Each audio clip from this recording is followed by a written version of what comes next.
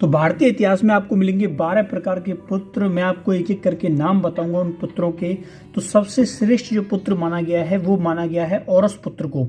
औरस पुत्र कौन सा होता है? जो माता पिता से उत्पन्न संतानें होती हैं, जैसे हम और आप हैं, बिल्कुल ऐसे पुत्र कहलाते हैं औरस पुत्र। अच्छा, तो दूसरे जो पुत्र होते हैं जिनको बोला जाता है क्षेत्रज पुत्र या क्षेत्रज पुत्र बोला जाता है।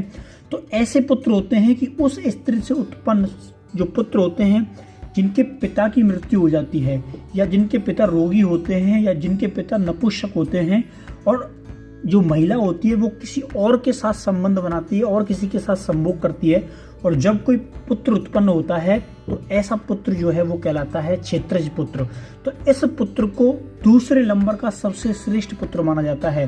पहला जो पुत्र है वो औरस पुत्र होता है, जो वास्तव में विवाह के बाद उत्पन्न होता है, और दूसरा जो पुत्र है वो क्षेत्रज पुत्र कहलाता है।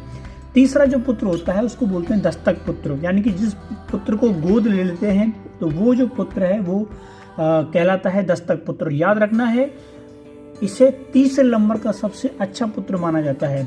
चौथा जो पुत्र होता है उसको बोला जाता है, क्या बोला जाता है? उसको बोला जाता है कृतम पुत्र।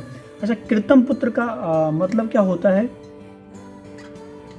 तो ऐसा पुत्र जिसे विशेष परिस्थितियों में स्वीकार किया जाए, जिसे किसी कारणवश स्वीकार किया जाए, तो ऐसे पुत्र को बोला जाता है कृतम पुत्र। और इसको चौथे नंबर का सबसे श्रेष्ठ पुत्र माना जाता है। पांचवें नंबर का जो श्रेष्ठ पुत्र होता है उसको बोला जाता है गुड़ज पुत्र, यानी कि ऐसा पुत्र जिसके पिता का पता ना हो, ऐसा पुत्र जिसके पिता के बारे में किसी को जानकारी ना हो कि इसके पिता कौन थे, तो ऐसा पुत्र गुड़ज पुत्र कहलाता है। और ये पांचवें नंबर का सबसे श्रेष्ठ पुत्र माना जाता है। अविद्ध पुत्र, अविद्ध पुत्र ऐसा पुत्र जो उसके माता पिता के द्वारा छोड़ दिया गया है और किसी और के द्वारा अपना लिया गया, ऐसा पुत्र अविद्युत पुत्र कहलाता है।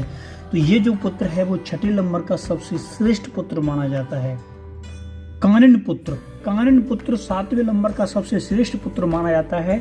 और कानन पुत्र जो है वो होता है जो शादी से पहले ही लड़की से उत्पन्न हो जाता है, यानी कि लड़की अपने पिता के घर पर जिसको जन्म देती है शादी से पहले ही, वो पुत्र कहलाता है कानन पुत्र। और ये सातवें नंबर का सबसे श्रेष्ठ पुत्र होता है।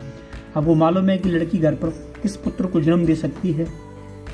सहोड़ पुत्र। सहोड़ पुत्र कौन सा पुत्र होता है?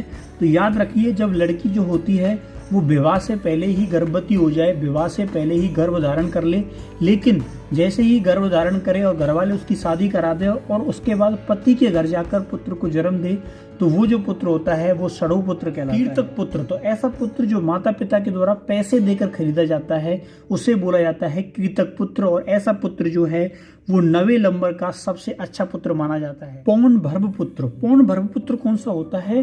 तो ये 10वें नंबर का सबसे श्रेष्ठ पुत्र माना जाता है। जब किसी महिला की शादी किसी पुरुष से हो जाए लेकिन उससे संतान उत्पन्न ना हो, और उसी स्त्री की शादी किसी दूसरे पुरुष से कर दी जाए, उससे उत्पन्न जो संतान होती है उसको बोला जाता है पौन भर्व पुत्र। और ये 10वें नंबर का सबसे श्रेष्ठ पुत्र माना जाता है। स्वदत्त पुत्र, स्वदत्त पुत्र होता है 10वें नंबर का सबसे श्रेष्ठ पुत्र माना जाता है।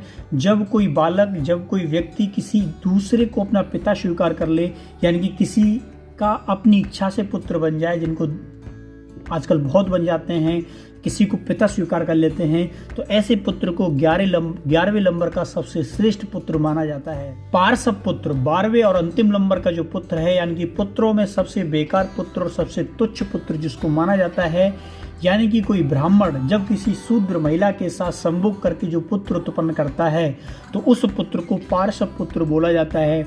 और पुत्रों में सबसे निम्न श्रेणी का पुत्र इसको माना जाता है। तो प्राचीन इतिहास में, भारतीय व्यवस्था में, भारतीय समाज में प्राचीन काल में पुत्रों का क्रम था। उन पुत्रों के क्रम में 12 प्रकार के पुत्र थे। तो उम्मीद है आपको समझ आया होगा। अगर समझ आया है तो आप लोग यूट्यूब पे जाइए और सचिन मेवाड़ सर्च कीजिए और उस चैनल को सब्सक्राइब कीजिए। धन्यवाद।